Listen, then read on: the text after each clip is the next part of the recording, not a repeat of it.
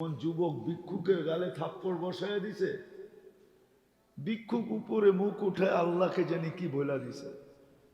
যুবক মরতে দেরি হয় না, দুনিয়া জিজ্ঞাসা করছে এটা কি করলা, তো বলছে কিছুই তো করি নাই, শুধু প্রেমের খেলা হয়ে গেল, আমি কিছু করি নাই, খেলা যা দেখতেছো এটা প্রেমের। বলছে প্রেমের খেলার অর্থ? বলছে ওর প্রেমিকার গায়ে আমার পায়ের কাদা লাগছে, ও পানি দিয়ে একটু ধুয়া ফেললেই পারতো, ও সইতে পারে না, আমার বৃদ্ধ গালে থাপ্পড় বসায় দিছে। আমাকেও একজন ভালোবাসে, উনিও সইতে পারে না, উনি সাথে সাথে প্রতিশোধ নিয়ে নিছে। তো গ্রহণযোগ্যতা এর কবির কথাই সত্য, বচপন ने तुझे बरसों खिलाया, जवानी ने मजनू बनाया, बुढ़ा पे आके फिर क्या क्या सिताया, मौत तेरा कर दे की बिल्कुल सफाया, तुझे दुल्हन के रहो सबसे आला, हो जीनत निराली हो फैशन निराला, यूं ही जिया करता है क्या मरने वाला, तुझे हुस्न जाहिर ने धोखे में ढाला, जगह जी लगाने का दुनिया नहीं है, ये इबरत की जा है तमाशा नहीं है,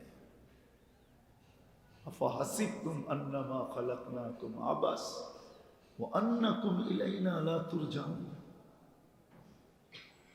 তো আজকে যে যোগ্যতাটা আল্লাহ আমাদেরকে দিছিলেন, বহুমুখী যোগ্যতা, আবার দামি কিরকম এটাও আল্লাহ বলছিলেন যে এটা দামি কিরকম। এর জন্য হাদিসে আছে আন্নাস মাআদিন কা মাআদিনি যাহাবি ওয়াল ফিদ্দা, মানুষ তুমি বড় ভান্ডার।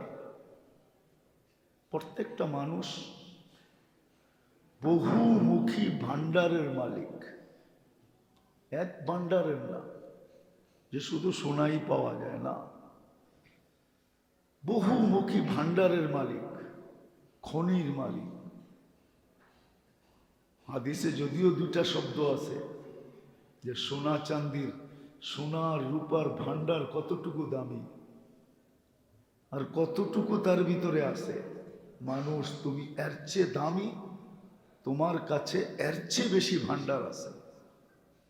আন্নাস মাআদিন কা মাআদিনি যাহাবি ওয়াল ফিদ্দা, কিন্তু শর্ত হইল যখন সে তার চমককে ফুটায় উঠাইতে পারবে, তার ভিতরে যখন চমক আসবে, চমক। আজকে মেরে দোস্ত সত্য এটাই, যোগ্যতা তো আছে বটে, কিন্তু আমাদের ভিতরে চমক নাই। চমক না থাকার কারণ এটাই যে মানুষ নিজের ভিতরে চমক পয়দা করার জন্য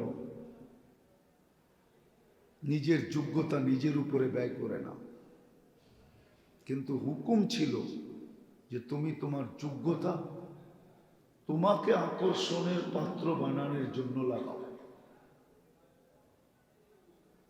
দুনিয়ার বুকে পড়ে হবে, কিন্তু আল্লাহ আল্লাহ রসুলের কাছে সে আকর্ষণের পাত্র আগে হবে। কেন দুনিয়া দেখাইলাম, এ তো সাময়িক, এখানে চমক আসলেই কি আর না আসলেই কি, সেলিব্রিটি হইলেই কি আর না হইলেই কি, প্রসিদ্ধ হইলেই কি আর না হইলেই কি, 60-70 বছরের। কিন্তু যোগ্যতা দিছিলেন আল্লাহর কাছে আকর্ষণের পাত্র হওয়ার জন্য, আল্লাহ রসুলের কাছে। এই জন্য হাদিসে আছে যখন আল্লাহ রসুলের কাছে কেউ আকর্ষণের পাত্র হয়, তা আল্লাহ জিবরিল আলাইহিস সালামকে ডাইকা বলে ইন্নী উহিব্বু ফুলান, আমি অমুককে ভালোবাসি, ফাআহবিবহু, তুমিও একে ভালোবাসো। তারপর আল্লাহ হুকুম দেন যে আমাদের দুইজনেরটা যখন কমপ্লিট হলো, আমিও বাসি তুমিও বাসো, তাইলে এবার আরশের নিচে ঘোষণা দাও। তো জিবরিল আলাইহিস সালাম ঘোষণা দেয় ইন্নাল্লাহা ইউহিব্বু ফুলান ওয়া আনা উহিব্বু ফুলান ফায়া মান ইয়াইশুনা তাহতাল আরশি আহিব্বু ফুলান। ও ব্যক্তি, ও লোকগুলা যারা আরশের নিচে বাস করো, এরা ঘোষণা, এরা শোনো, এরাও তোমরাও ঘোষণা দাও যে তোমরা অমুককে ভালোবাসো।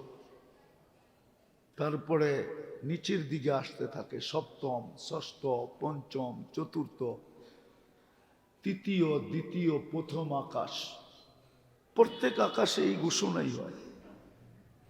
যখন আকাশ কমপ্লিট হয়ে যায় তখন আল্লাহ জিবরিল আলাইহিস সালামকে বলেন যে এইবার জমিনে ঘোষণা দাও। তখন উনি ঘোষণা দেয় এইভাবেই যে ইন্নাল্লাহা ইউহিব্বু ফুলান ওয়া আনা উহিব্বু ফুলান। আল্লাহ অমুককে ভালোবাসে, আমিও ভালোবাসি। ওয়া আহলুস সামাওয়াতি ইউহিব্বুনা ফুলান, আকাশওয়ালারা অমুককে ভালোবাসে।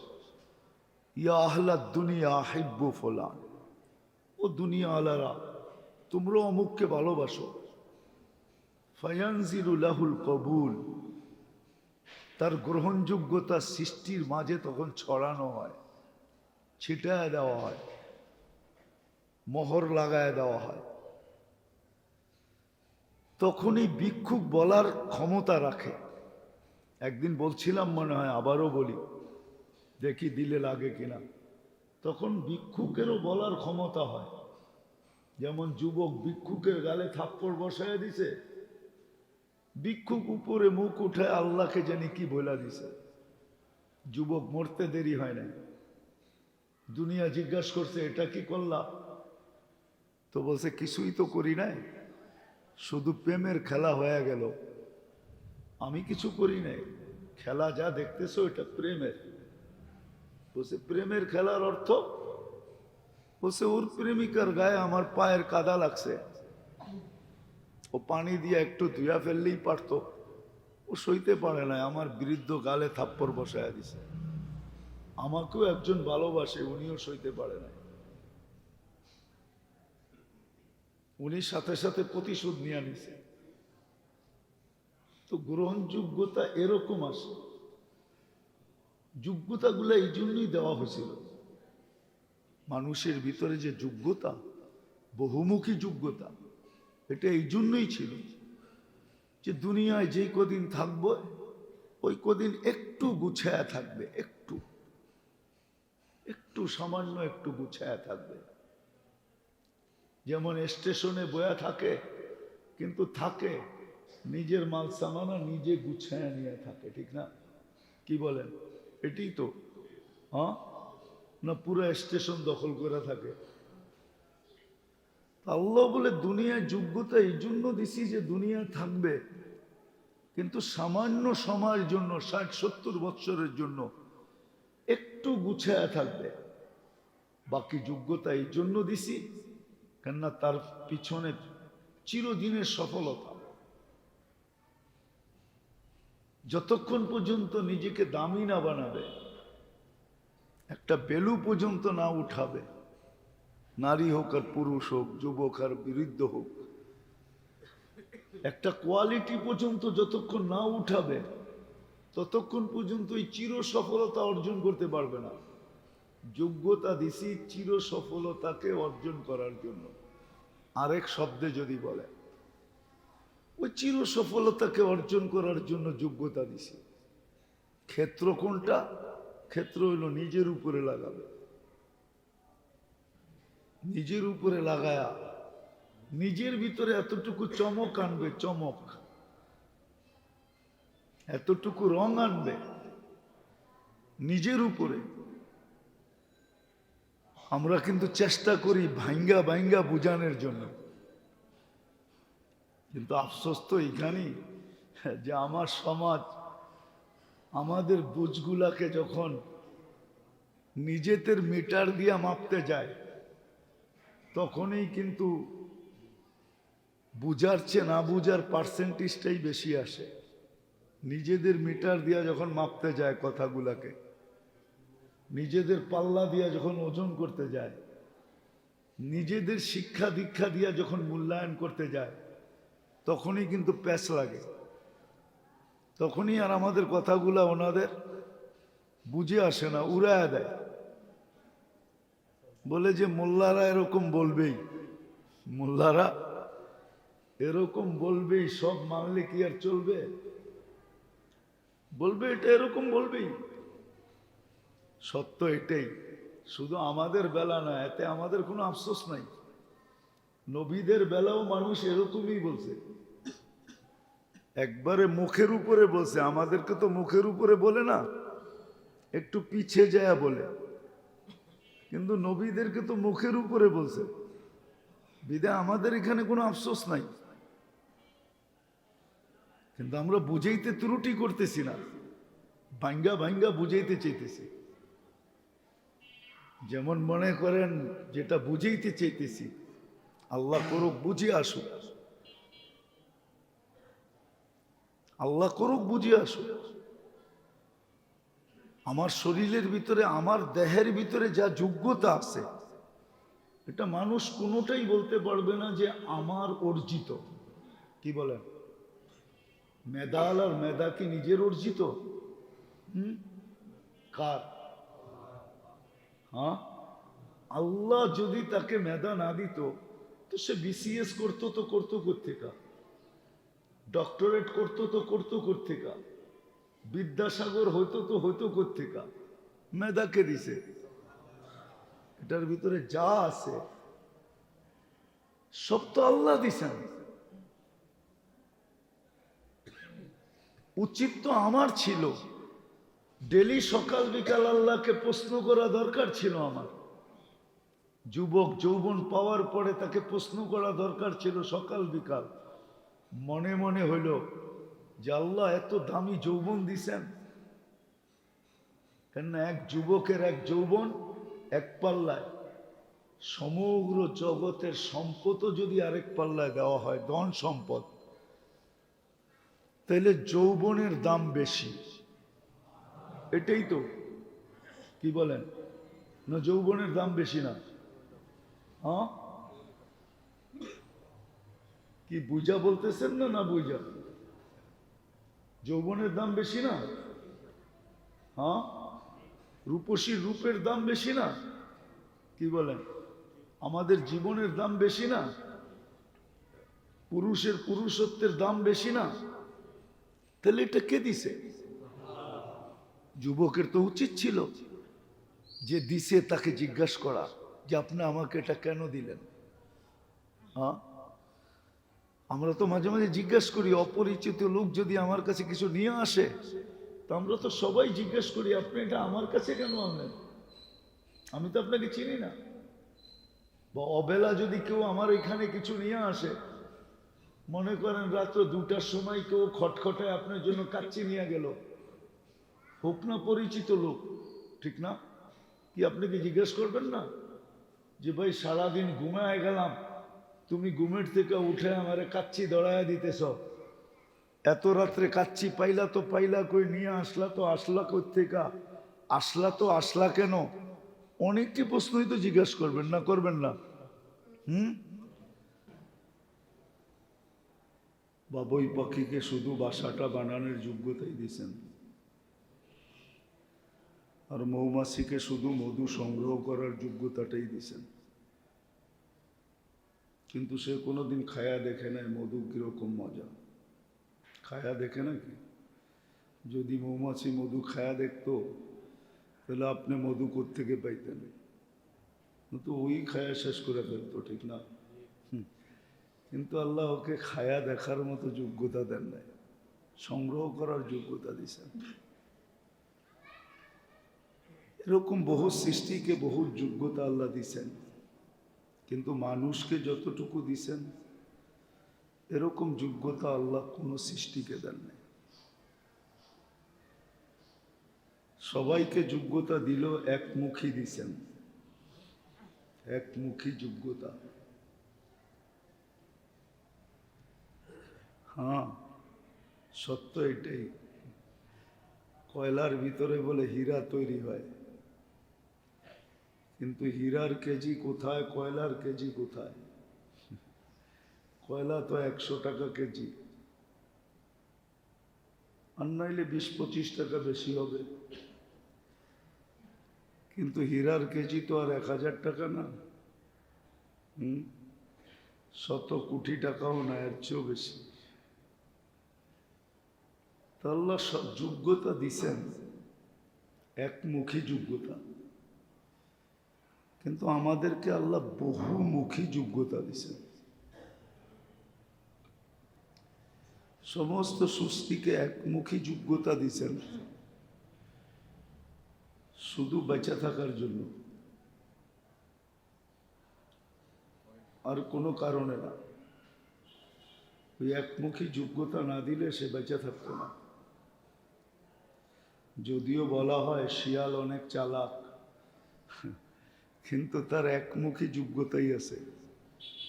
মুরগি কিভাবে নেওয়া যায় এই যোগ্যতাটাই আছে, আর কোনো যোগ্যতা তার নাই। আমাদের বহুমুখী যোগ্যতা আছে। যেই সৃষ্টিকে আল্লাহ একমুখী যোগ্যতা দেখ, মানুষ যতই সৃষ্টির যোগ্যতা নিয়ে বিশ্লেষণ করুক না কেন, ইউনিভার্সিটি খুলুক না কেন, ভলিউমের পর ভলিউম লেখুক না কেন, আর বিরাট বিরাট কনফারেন্সে এর পক্ষে কথা হোক না কেন, একমুখী যোগ্যতা শুধু তার টিকা থাকার জন্য। আর আমাদেরকে বহুমুখী যোগ্যতা দিয়েছেন শুধু টিকা থাকার জন্য না। এটাই বুঝাইতে চাইতেছি, ধ্যান দিয়া শুনতে হবে, কিন্তু নাহলে বুঝে আসবে না। মানুষকে আল্লাহ বহুমুখী যোগ্যতা দিছেন, এত যোগ্যতা দিছেন দিছেন আল্লাহ, আবার প্রশংসাও করছেন আল্লাহ। আল্লাহ দিছেন, আল্লাহ দিয়া কিন্তু প্রশংসা করছেন। আপনি দেখেন সুন্দর আকৃতি মানুষকে কে দিছে? কি চেহারা দেখেই তো একজন আরেকজনকে চয়েস করে, ঠিক না? মনে হয় বোঝেন না? কি মেয়ে পক্ষ ছেলে পক্ষকে দেখে, ছেলে পক্ষ মেয়ে পক্ষকে দেখে, ঠিক না? চেহারা দেখেই তো চয়েস করে। এই সুন্দর গঠনকে দিছে, আবার আল্লাহই প্রশংসা করতেছে, নিজে দিয়া নিজেই প্রশংসা করতেছে। লাকাদ খালাকনাল ইনসানা ফি আহসানি তাকওয়িম। মানুষ, তোমার গঠনটা কত সুন্দর। আল্লাহ দিলেন তো আপনিই দিলেন। দেখেন না, অনেক সময় নিজের হাতের বানানো জিনিস দেখা নিজেই তাক লাগা যায়, এত সুন্দর হইলো, আমি তো ভাবিও না এত সুন্দর হবে, ঠিক না? আল্লাহ মনে হয় আমাদেরকে সুন্দর গঠন দিয়া আল্লাহ নিজেই বলতেছে লাকাদ খালাকনাল ইনসানা ফি আহসানি তাকওয়িম, এত সুন্দর। তো যেটা বুঝাইতেছিলাম, মানুষকে আল্লাহ বহুমুখী যোগ্যতা দিছেন, সমগ্র সৃষ্টিকেও দিছেন, কিন্তু তাকে টিকা থাকার জন্য দিছেন, নাইলে সে টিকা থাকতো না। ছোটবেলা দেখছেন কি দেখেন না জানি না, টুনি পাখি চিনেন? টুনি পাখি, এটা গ্রাম দেশে হতো। এরা বাসা বানায় বাবুই। আমাদের দেশে একটা পাতা আছে,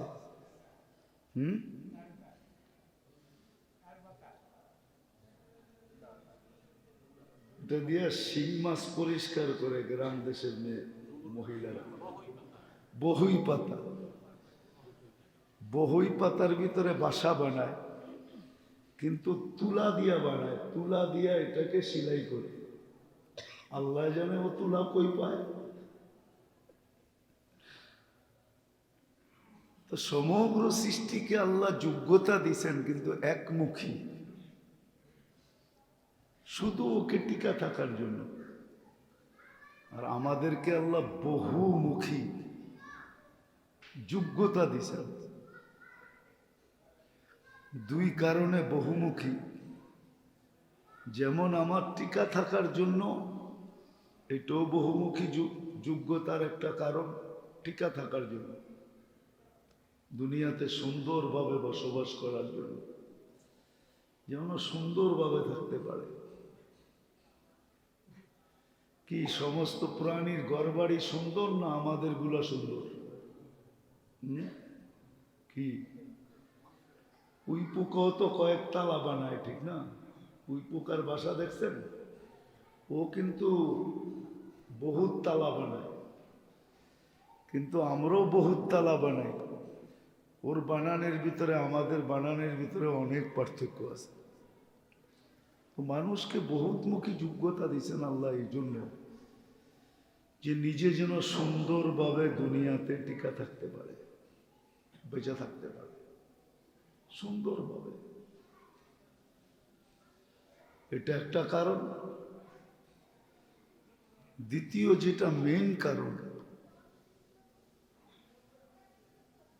কারণ যেটা বহুমুখী যোগ্যতা, মানুষ যেন নিজেকে নিজে দামি বানাইতে পারে। নিজেকে নিজে দামি বানায়। দামি বানানোর দরকার কি? কেননা মানুষের জন্যই একমাত্র সফলতা নির্ধারিত। মানুষ ছাড়া কোনো প্রাণীর জন্য কোনো সফলতার সুসংবাদ নাই। মানুষ একমাত্র সফলতা অর্জন করবে। দুনিয়ারটা বলতেছি না আমি, চির সফলতা যাকে বলে ওটা একমাত্র মানুষের জন্য নির্ধারিত, আর কোনো সৃষ্টির জন্য না। বরং মানুষের সাথে আরেকজনকে যোগ করা উচিত, সে হলো জিন্নাতের জন্য। মানুষ আর জিন এই দুই জাতির জন্য চির সফলতা নির্ধারিত। তো যোগ্যতা মানুষকে আল্লাহ এই জন্য দিছেন, বড় দামি যোগ্যতা। এই জন্য তো মানুষের যোগ্যতা যেখানে লাগে ওটা আকর্ষণের পাত্র হয়। আপনার কাছে যত আকর্ষণের পাত্র দেখেন, যত আকর্ষণের পাত্র দেখেন, পোশাক বলেন, আশাক বলেন, কাপড় বলেন, চোপড় বলেন, ফার্নিচার বলেন, এটা বলেন, সেটা বলেন, সবকিছু মানুষের যোগ্যতা, কালার, রং, সবাই উপরে মানুষের যোগ্যতার রং। কিন্তু নইলে কাঠ কিন্তু গাছ আকারেই ছিল, সে ফার্নিচার আকারে হয় না। মানুষের যোগ্যতা যখন লাগছে তখন ফার্নিচার আকর্ষণের পাত্র হচ্ছে। লাখ লাখ টাকা দিয়ে মানুষ কিনে, ঠিক না? কিন্তু আসলে তো কাঠটা গাছ আকারেই ছিল। এই যে তাকে ফুটায়া তুলছে, আকর্ষণের পাত্র বানাইছে, এটা মানুষের যোগ্যতার রং, কালার, চমক। এটা মানুষের যোগ্যতার চমক, যেটার প্রতি আমরা আকর্ষিত। বলে না ব্র্যান্ড, আসলে ব্র্যান্ড কি জিনিস? এটা মানুষের যোগ্যতার কালার, চমক। এটাকে উর্দুতে বলে চমক, মানুষের যোগ্যতার চমক। তো মানুষকে আল্লাহ বহুমুখী যোগ্যতা এই জন্য দিছেন দুই কারণে। একটা হলো সে যেন এই দুনিয়াতে একটু গুছায় থাকতে পারে, আরামে থাকতে পারে, এই জন্য যোগ্যতা দিছেন। আর আসলে যোগ্যতা যেটার জন্য দিছেন সেটা হলো মানুষ যেন বস্তুর ভিতরে চমক নাই না, আকর্ষণ নাই না, নিজের উপরে যোগ্যতা লাগায় নিজের ভিতরে চমক তৈরি করে নিজেকে আকর্ষণের পাত্র বানায়। আপনি বলবেন আজকে যে আজকে দুনিয়ার মানুষের ভিতরেও তো কতজনের ভিতরে চমক আছে, আকর্ষণ আছে, নাইলে সেলিব্রিটি শব্দটা আসলো কোত্থেকা? ফেমাস এই শব্দটা আসলো কোত্থেকা? ঠিক না? বলতে পারেন আপনি যে ফেমাস এই শব্দটা কোত্থেকে আসলো, সেলিব্রিটি এই শব্দটা কোত্থেকে আসলো? প্রসিদ্ধ এই শব্দটা কোত্থেকে আসলো? সারা দুনিয়ায় পরিচিত এই শব্দটা কোত্থেকে আসলো?